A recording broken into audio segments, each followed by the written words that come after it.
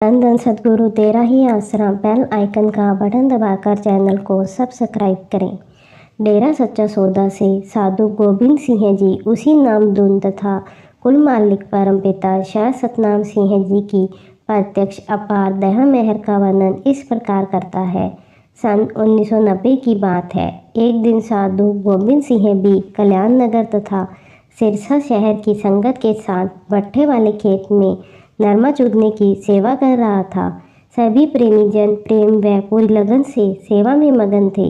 वे सेवा के साथ साथ अपने सतगुरु जी की महिमा के शब्द भी गुनगुना रहे थे। जनों के प्रेम, सेवा की लगन व सच्ची तड़प को देखते हुए परम दयालु दातार जी भी दोपहर को करीब 11 बजे वहीं उसी खेत में चले गए। अपने परम पूजनीय सतगुरु परम पिताजी के दर्शन करके सारी साध संगत सेवा करती हुई सतगुरु जी के प्रेम मस्ती में झूम उठी। सेवा कर रही सारी संगत का उत्साह पहले से भी कई गुना अधिक बढ़ गया, क्योंकि पूज्य परम पिता दयालु मालिक जी संगत के पास ही ऊंची डोल पर विराजमान हो गए। इस प्रकार कुल मालिक दयालु दातार जी वहां पर बैठकर सारी साध संगत पर अपनी पावन दृष्टि के द्वारा अपनी रहमतें बरसाते रहे तथा साध संगत पूर्ण उत्साह से सेवा करती रही और अपने प्यारे प्रीतम के दर्शनों का आनंद भी लेती रही। कुछ देर बाद सर्वसम्मत दाता जी ने अपने पवित्र मुख से फरमाया, भाई लंगर आउंदे तक जेड़ा प्रेमी सिमरन करदा होया सेवा करेगा उसनू अनहद शब्द सुनाई देवेगा। इससे थोड़ी देर बाद परम पूजनीय ट्यूबवेल वाले कमरे के आगे पड़ी चारपाई पर जाकर विराजमान हो गई। वहीं चारपाई पर पहले से ही कुछ मूलियाँ रखी थी। बस फिर क्या था, परम पिताजी ने समय ही उन्हें छीलकर छोटे छोटे टुकड़ों में काटना आरंभ कर दिया। हालांकि सेवादारों ने परम पिताजी से प्रार्थना भी की थी कि मूलियाँ वे काट देंगे, परंतु कुल मालिक के राज को कोई क्या जान सकता है। पूज्य शहंशाह जी ने वहाँ पर खड़े सभी सेवादारों व साधु जनों को भी नरमा चुनने की सेवा करने का हुक्म दे दिया। सभी प्रेमी जन चुपचाप सिमरन करते हुए सेवा में लगे रहे। इतने में दरबार से लंगर पहुंच गया। हजूर सच्चे पातशाह जी के हुक्म से पंक्तियों में बैठे सभी सेवादारों को बड़े प्रेम भाव से लंगर छकाया गया तथा परम पिताजी के पवित्र कर कमलों द्वारा कटी मूलियों का प्रसाद भी दिया गया। लंगर छक लेने के बाद सभी प्रेमी जन फिर उसी तरह सेवा में जुट गए और शाम होने तक पूरी लगन से सेवा करते रहे। उसी रात साधु गोबिंद सिंह ने वहीं पानी भी लगाया। पानी लगाकर रात्रि को 1 बजे जब वह अपने कमरे में सोने के लिए पहुंचा तो उसे एकदम परम पिताजी का वही वचन याद आया कि सिमरन करते हुए जो सेवा करेगा उसे अनहद शब्द सुनाई देगा। तो वह सोने की बजाय अपने मालिक सतगुरु जी के ध्यान में बैठकर नाम का सिमरन करने लग गया। सतगुरु सर्वसामर्थ व सर्वशक्तिमान है और उनका वचन भी सदा अटल होता है।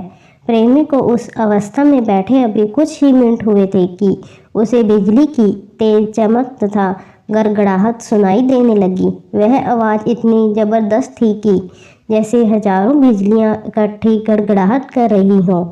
उसके थोड़ी देर बाद ही उसे कर्कश गड़गड़ाहट के बाद उसे एक अत्यंत सुरीली व मीठी सी धुन सुनाई देने लगी। नाम की उस स्थायी धुन में इतनी मिठास थी कि त्रिलोकी का कोई भी पदार्थ उस मीठी धुन का मुकाबला नहीं कर सकता। उसके अंदर जो प्रेम नशा था उसका तो बयान भी नहीं किया जा सकता। मजाजी शराब के 1000 भरे मटके से उस नाम धुन के एक घुट का भी मुकाबला नहीं कर सकते। साधु गोबिंद सिंह नाम धुन का पूरा आनंद लेता हुआ उसके पीछे पीछे जाने लगा। वह एकदम बहुत ही प्रकाशवान जगह पर पहुंच गया। वह बहुत ही तेज आकर्षण व सुंदर प्रकाश था और इतनी मीठी सुगंधियां उठ रही थी मानो किसी ने भिन्न भिन्न प्रकार का इत्र ही वहां पर बिखेर दिया हो।